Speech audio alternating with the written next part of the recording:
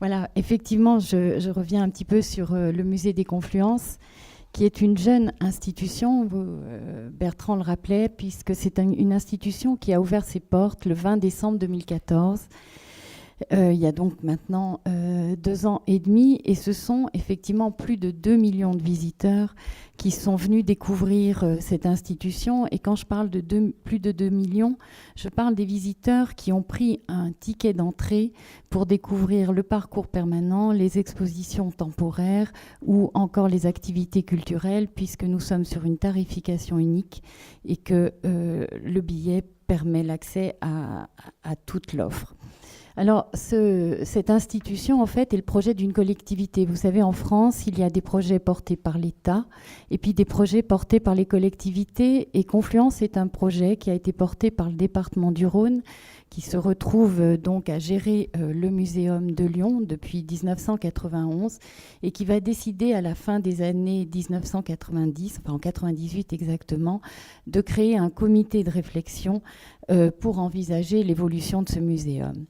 Cette réflexion va être conduite par une équipe québécoise qui propose un projet scientifique et culturel qui sera mis en œuvre sous le nom de Musée des Confluences et dont la direction a été confiée à Michel Côté qui est présent durant ce colloque et notamment là actuellement.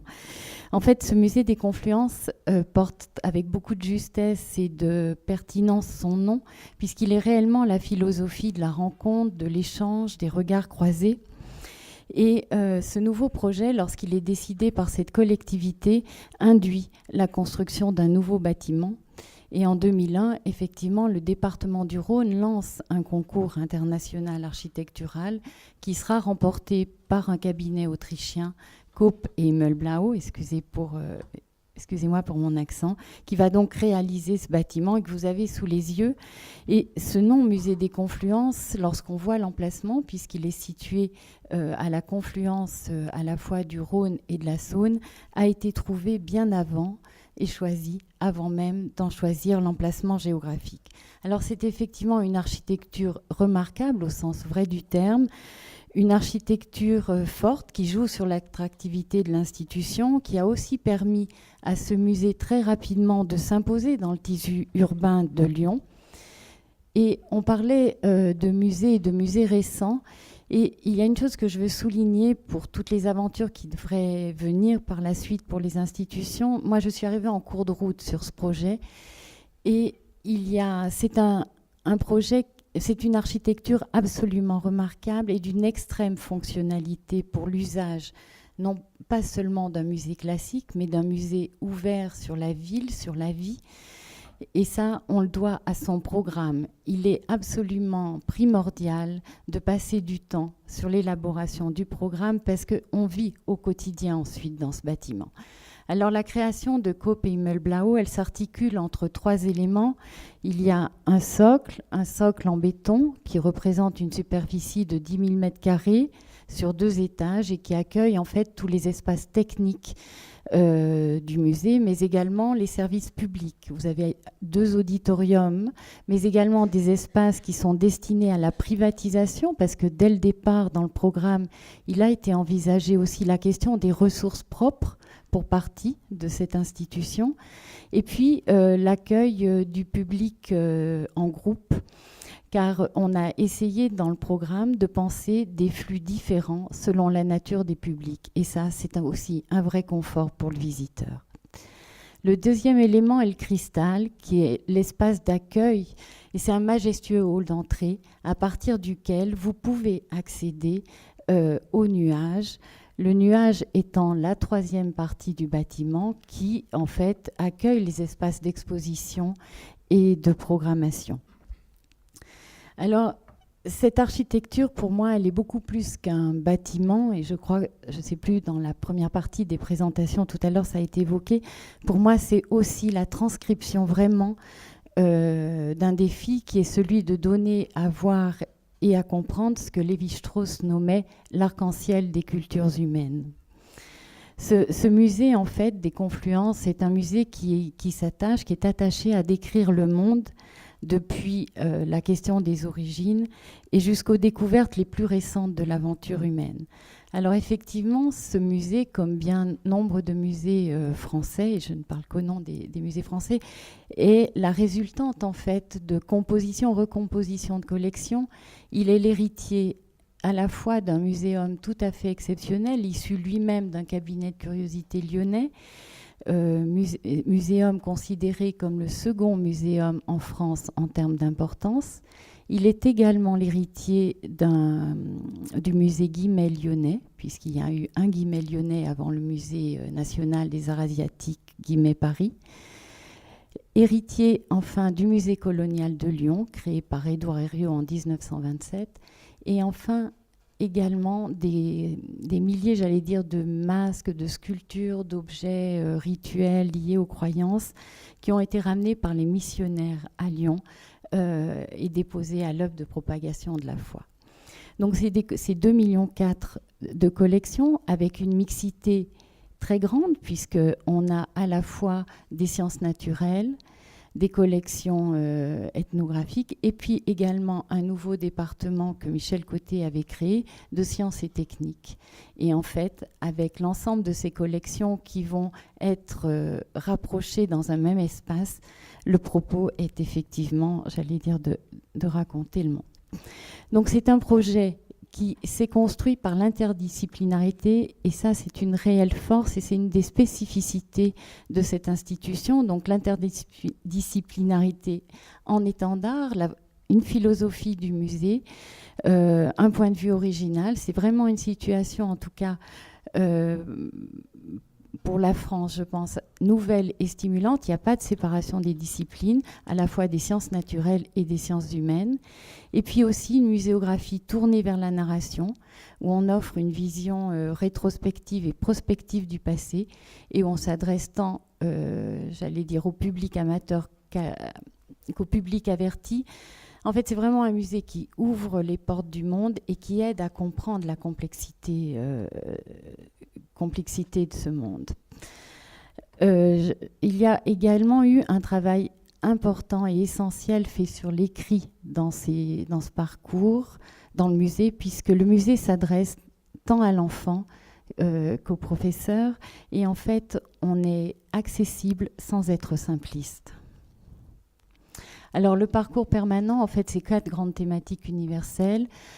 Origine, les récits du monde, une sur... on va les passer. Et alors, pour chacune des expositions permanentes, il y a eu un choix qui a été fait un petit peu comme vous avez fait à Genève pour le Musée international de la Croix-Rouge, où le choix a été fait de faire appel à des scénographes différents en fonction des différentes différentes expositions permanentes. Donc, Origine, les récits du monde. Donc, un scénographe qui était Mitya Kless, qui est d'ailleurs dans la salle aujourd'hui. Et puis, un comité scientifique. Et vous voyez que ce comité scientifique, eh bien, il regroupe à la fois un astrophysicien, une philosophe, un théologien, un paléoanthropologue, un géophysicien, un zoologiste et systématicien. Et effectivement, pour avoir échangé avec eux, je n'étais pas là au début des débats. Je suis arrivée lorsque le chantier a redémarré. Ils m'ont confié combien ça avait été difficile, ces premiers pas ensemble autour d'une table, et où ils avaient failli soit démissionner, soit s'étriper. Toujours est-il que le jour de l'ouverture, ils étaient là ensemble, et je crois qu'ils se voient régulièrement. Donc, Origine, donc une scénographie où effectivement, c'est le comité scientifique qui accompagnait l'exposition, qui a proposé que l'on remonte le temps dans ce parcours. On part de ce que l'on sait avec certitude, il y a moins 25 000 ans jusqu'au Big Bang.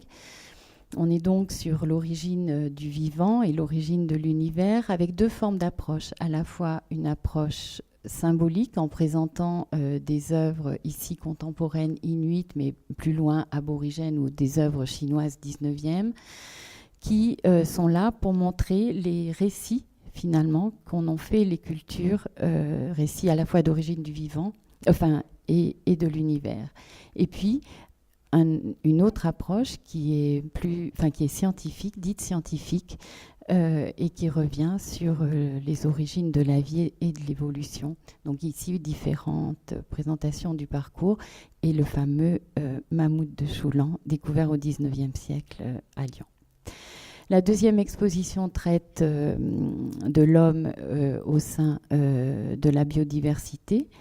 Un autre scénographe, un autre comité scientifique, une autre expérience aussi de visite qui est offerte aux visiteurs, avec pour chacune de ces expositions un point commun, c'est cette attention portée aux visiteurs, avec beaucoup d'objets qui ne sont pas sous vitrine. Et la présentation des papillons, il y avait vraiment cette volonté que le visiteur soit pris par une forme d'émerveillement et que par l'émerveillement, il aille vers la connaissance. Et c'est le parti pris d'une scénographie qui est effectivement assez immersive quelque part et qui, lorsque vous quittez une salle et que vous rentrez dans l'autre salle, vous avez l'impression presque de passer d'un musée à l'autre, puisque lorsque vous quittez la salle et que vous retrouvez les espaces liants conçus par l'architecte, vous avez l'impression d'être dans une rue, puisque le bâtiment se pratique un peu comme une rue. On voit les familles circuler avec les landaux, donner le biberon et puis ensuite rentrer dans l'exposition. Donc là, c'est celle sur les sociétés, avec là une très grande mixité des collections dans celle-ci. Et puis celle sur le rapport à la mort, de l'homme à sa propre mort, avec là encore un autre type d'expérience de visite, de scénographie et des objets ici où il y a une moins grande mixité des collections. Alors, je le disais tout à l'heure, effectivement, les publics au cœur du projet. Ce musée a réussi vraiment avec 2 ans de recul, l'objectif d'être accessible à tous. Lorsque j'interroge un petit peu, on a mis en place un observatoire des publics et on étudie ça très précisément avec beaucoup d'attention, non seulement bien évidemment sur l'origine géographique, et j'en profite pour vous dire que les Suisses représentent 20% de nos visiteurs étrangers, mais nous avons une très grande mixité des publics, mixité sociale, c'est-à-dire qu'un visiteur sur 3 n'a jamais franchi la porte d'un lieu culturel quel qu'il soit. Il se trouve que dans les analyses que l'on fait de notre public, donc à la rencontre, en échangeant, enfin en les interrogeant, en les questionnant physiquement, ce qui revient le plus souvent, c'est un lieu dont le public ne se sent pas exclu. C'est aussi un lieu qui les aide à comprendre la complexité du monde dans lequel l'on vit. Alors, 2 ans après, on veut bien évidemment asseoir, fidéliser ce public. Mais vous savez, une ouverture de musée, c'est quelque chose d'assez violent. Il y a 2 ans, on finit de régler les urgences. Donc c'est un fonctionnement qui se stabilise aujourd'hui, c'est une identité aussi qui se précise, c'est cette reconnaissance du public qui vient effectivement massivement et d'un public populaire au bon sens du terme. C'est aussi une reconnaissance des réseaux professionnels.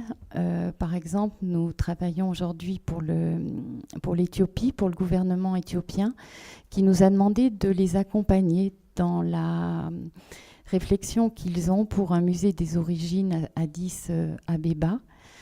C'est aussi le musée permanent, enfin le parcours permanent de la Cité de la gastronomie qui ouvrira à Lyon dans 2 ans et que le musée conduit. C'est aussi la reconnaissance des collectionneurs aujourd'hui. Par exemple, un collectionneur fort connu, mais donc je vous fais la primeur de l'annonce, qui est Antoine de Galbert, qui a donc la Maison Rouge à Paris, a fait le choix du musée des Confluences pour donner sa collection de coiffes, ses 503 coiffes du monde entier, et c'est aussi une magnifique reconnaissance. Donc l'enjeu aujourd'hui, c'est de se préoccuper de cette fidélisation, de cet élargissement du public. Ça passe bien évidemment par l'analyse des publics, mais aussi par des améliorations comme il faut toujours veiller à l'accueil, au confort du visiteur, à la signalétique, des ajustements dans le parcours permanent puisqu'il faut toujours veiller à cette tenue du parcours permanent qu'il faut ajuster, préciser au fur et à mesure des années. Et puis des enjeux, des nouveaux enjeux, puisque Confluence a ouvert dans des conditions un peu acrobatiques. Et nous avons ouvert avec 11 000 levées de réserve sur le bâtiment. Et il se trouve que certaines parties du bâtiment ne sont pas complètement achevées et vont l'être. Donc il y a de nouveaux espaces qui vont être ouverts avec des services, à la fois un centre de ressources documentaires qui est un lieu fondamental aussi pour le public, librement accessible, lui, qui devrait ouvrir à l'horizon 2020. Et puis, à l'horizon 2021 ou plus tard, une galerie des dons, des donateurs, puisque je trouve que l'histoire des institutions, on a beaucoup parlé de musées, mais derrière les musées, il y a des collections, bien sûr, puisque la collection préside même à la création de l'institution muséale. Mais il y a des hommes et il y a des femmes. Et je trouve on met jamais assez en avant le rôle de ces hommes et de ces femmes, et notamment dans la constitution des collections. Et je tiens donc à leur rendre hommage. Et dans Confluence, c'est plutôt quelque chose que je trouve d'assez formidable, parce qu'on va pouvoir à la fois rendre hommage à un chasseur de papillons. Par exemple, on a une collection de papillons qui nous provient d'un des gardiens du bagne de Cayenne, et qui a raconté sa vie de chasseur de papillons tout en étant gardien. Et ces papillons pourront cohabiter avec les coiffes d'Antoine de Galbert, et ça, je trouve que ce sont des histoires formidables. Donc le public, il est à la base même du projet, il est dans les expositions, puisqu'effectivement très peu d'objets sont sous vitrine, on a le sentiment de pouvoir les toucher. Il y a aussi des objets à toucher que le visiteur touche. Il y a des temps pour vous. On a été excessivement critiqué, vous savez, à l'ouverture, pour non pas le contenu, mais pour le bâtiment. Et je tenais à ce que la tarification soit accessible et qu'on soit généreux envers le public. Donc on a mis en place dans toutes les heures, à heure fixe, des temps pour vous, c'est-à-dire qu'un médiateur va, sous forme d'intermède de 15 à 20 minutes, raconter une histoire. Alors ça peut être comme ici le bâtiment, mais ça peut être sur la taxidermie, sur les météorites, sur les momies animales égyptiennes ou des défis en famille, des ateliers aussi, de nombreux ateliers. Ici, c'est un atelier que l'on vient d'ouvrir qui s'appelle Octopus et qui est sur le monde des créatures marines. Des ateliers très scénarisés, immersifs pour les enfants, où le numérique est utilisé comme un décor, une mise en ambiance, mais l'enfant utilise un crayon et non pas une tablette. Alors, effectivement, 2 ans après, il y a un contexte économique qui évolue. On a perdu 16% du budget en 2 ans avec une collectivité. Les budgets baissent de la part des collectivités, et une collectivité nous a quittés. Et donc, à la fois pour des raisons, j'allais dire, économiques, mais aussi pour des raisons de développement durable, parce que c'est aussi une valeur importante pour cette institution et pour nombre de musées, bien, on est arrivé aussi à redéfinir un peu le fonctionnement de notre programmation, et notamment des expositions. Donc, en fait, c'est une programmation qui se structure de façon triennale, tant sur la recherche que sur le plan budgétaire. C'est plus facile à le prévoir et à l'organiser. 2 temps forts sur l'année, au printemps et à l'automne. Et puis un allongement, bien évidemment, de la durée de nos expositions. Mais il y aura toujours ces principes de l'interdisciplinarité, donc des approches croisées autour d'un sujet. Et actuellement, nous avons l'exposition Vénénum, donc, sur l'histoire des poisons. C'est donc, pour nous, l'interdisciplinarité, j'allais dire, à la fois une manière d'aborder le sujet, mais c'est aussi une façon de travailler. C'est également une diversité de thématiques, une diversité de collections. Et puis, par exemple, dans Vénénum, on parle de pollution atmosphérique, on parle de perturbateurs endocriniens. En fait, on est aussi sur les enjeux contemporains. Et je suis longue, peut-être. Dans les enjeux, on affiche et on assume qu'on veut attirer un large public avec des productions spectaculaires, populaires, qui jouent l'immersion, mais qui ont une rigueur scientifique et un contenu. Et puis également le rayonnement des collections.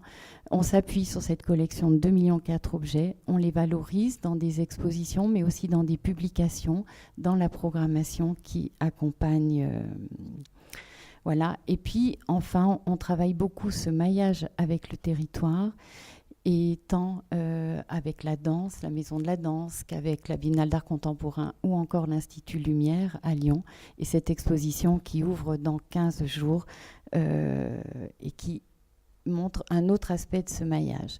En fait, l'ambition aujourd'hui pour le musée des Confluences, et comme le disait André Malraux lorsqu'il a inauguré la Maison de la Culture à d'Amiens en 1960, en fait, eh bien, c'est vraiment celle de l'audience, c'est celle de la curiosité, c'est celle de la transmission.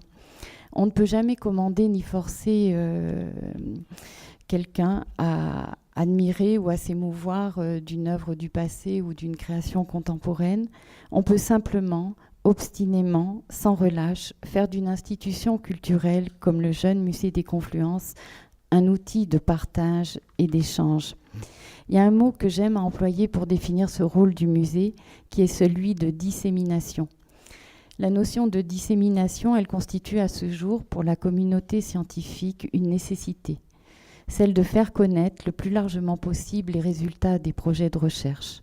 Ce terme emprunté à la botanique suggère l'action de disperser, de propager. Et transposé au monde culturel, il peut être traduit par celui de la diffusion et de manière plus générale par celui de développement. La graine, une fois tombée au sol, germe. Le musée s'inscrit dans un rayon géographique qui va de la cité à l'international, du local au monde. Il affirme son identité et construit par conséquent un territoire intellectuel qui bénéficie tant aux citoyens qu'au patrimoine conservé, qu'au territoire politique et économique concerné.